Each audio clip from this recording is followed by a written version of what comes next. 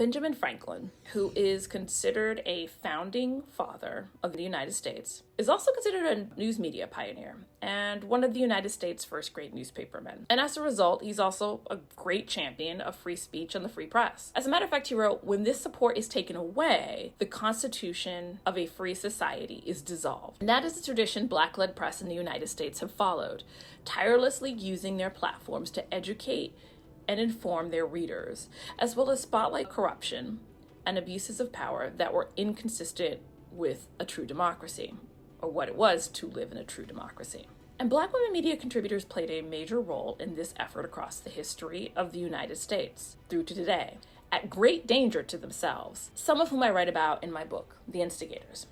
Hi, my name is Atima Omara. I'm a political strategist, advocate, business owner, and author of my very first book, The Instigators, How Black Women Have Been Essential to American Democracy and What We Can Learn from Them.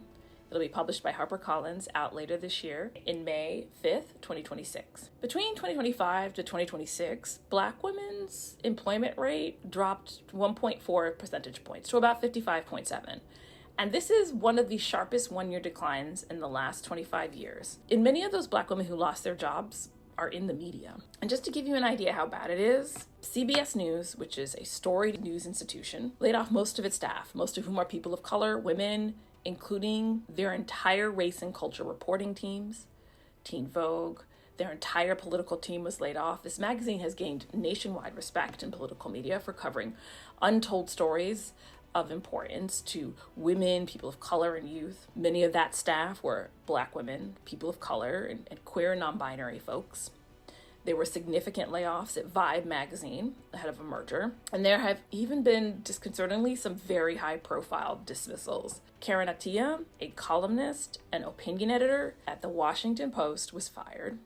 Attiah was known for her columns speaking out on political violence, racism, sexism, and generally just in defense of democracy. Cable news anchor Joy Reid was let go from her prime time spot abruptly on MSNBC. And if that wasn't bad enough, there have been high-profile arrests of Black journalists over certain coverage, like independent journalists Don Lemon and Georgia Fort for covering the news of people protesting in Minnesota against this administration. These folks and many more descend from a long tradition of Black press, particularly Black women journalists who have worked to hold power to account and educate the public as to what's happening. Some of these folks you may know, such as Mary Ann Shadd Cary. She was the first Black woman publisher in North America and the first woman publisher in Canada. Her newspaper, Provincial Freeman, was dedicated to publishing news and opinion on the abolition of slavery, women's rights, and equality. Ida B. Wells went from being a school teacher to becoming an investigative reporter. She researched and she wrote many newsletters and for newspapers. One of those pamphlets was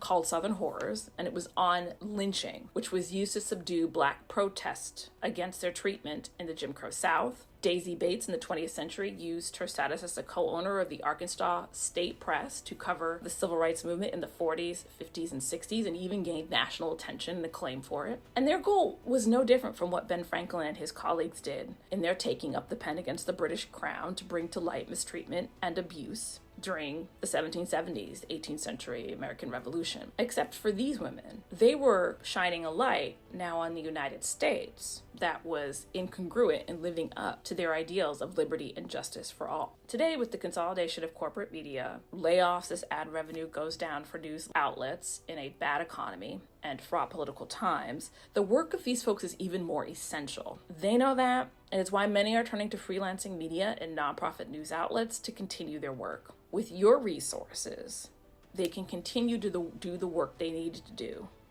like what Ida B. Wells did, what Mary Ann Shadd Cary did. Take a moment out of your day to support an independent journalist, particularly Black women independent journalists, or outlets that are nonprofit newsrooms. And to learn more about the tradition of Black women in media, you can pre-order my book at theinstigatorsbook.com.